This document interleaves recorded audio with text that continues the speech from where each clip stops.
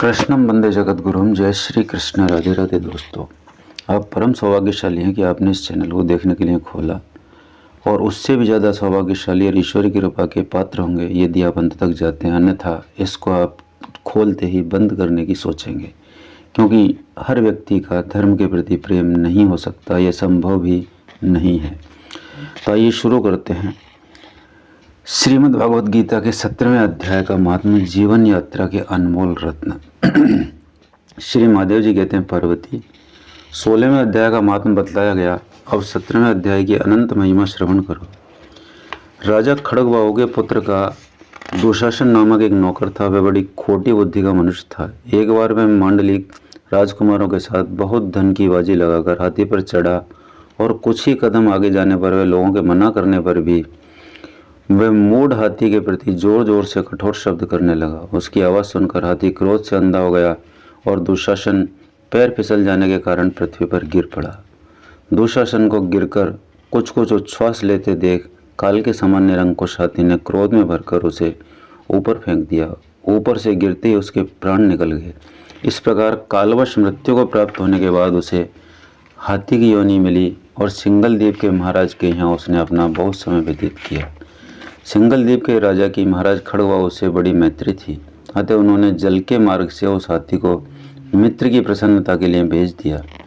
एक दिन राजा ने श्लोक की समस्या पूर्ति से संतुष्ट होकर किसी कवि को पुरस्कार के रूप में वह हाथी दे दिया, और उन्होंने 100 स्वर्ण मुद्राएं लेकर उसे मालव नरेश के हाथ भेज दिया।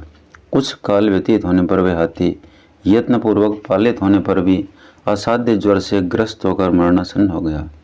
हाथीवानों ने जब उसे ऐसी शोचनीय अवस्था में देखा तो राजा के पास जाकर हाथी के हित के लिए शीघ्र ही सारा हाल कह सुनाया। महाराज, आपका हाथी अस्वस्थ जान पड़ता है, उसका खाना पीना और सोना सब छूट गया है। हमारी समझ में नहीं आता इसका क्या कारण है। हाथीवानों का बताया हुआ समाचार सुनकर राजा ने हाथी को रोग को पहचानने वाले चिकित्सा कुशल मंत्रियों के साथ उस स्थान पर पदार्पण किया जहाँ हाथी ज्वरग्रस्त होकर पड़ा था। राजा को देखते ही उसने ज्वर जनित वेदना को भूलकर संसार को आश्चर्य में डालने वाली वाणी में कहा, संपूर्ण शास्त्रों के ज्ञाता, राजनीति के समुद्र, शत्रु समुदाय को परास्त करने वाले तथा भगवान विष्णु के चरणों में अनुराग रखने वाले महाराज, इन औषधों से क्या लेना है? वैद्यों से भी कुछ लाभ होने वाला नहीं, दान और जप से भी क्या सिद्ध होगा।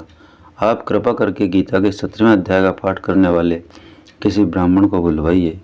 हाथी के कथनानुसार राजा ने सब कुछ वैसा ही किया। तदंतर गीता पाठ करने वाले ब्राह्मण ने जब उत्तम जल को अभिमंत्रित करके ऊपर डाला, तब दुशासन गज योनि का परित्याग करके मुक्त हो गया। राजा ने दुशासन को दिव्य विमान पर आरूढ़ एवं इंद्र के समान तेजस्वी देखकर पूछा, तुम्हारी पूर्व जन्म में क्या जाति थी, क्या स्वरूप था, कैसे आचरण थे, और किस कर्म से तुम यहाँ हाथी होकर आए थे?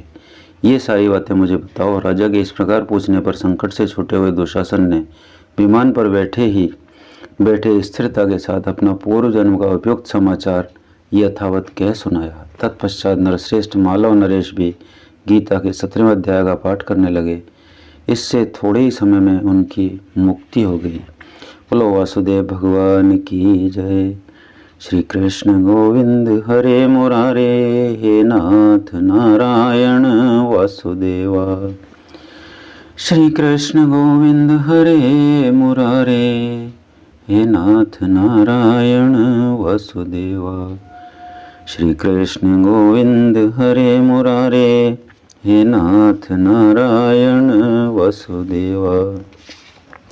मित्रों, दोस्तों, साथियों, बुजुर्गों, माताओं, बहनों, इसको सुन रहा हर मनुष्य मेरी नज़र में श्रद्धा का पात्र है। जो यहाँ तक आकर सुन रहा है, मैं उसके लिए नमन करता हूँ कि उस पर परम पिता की असीम अनुकंपा है। अगले वीडियो में बहुत जल्दी आपके साथ फिर मिलते हैं।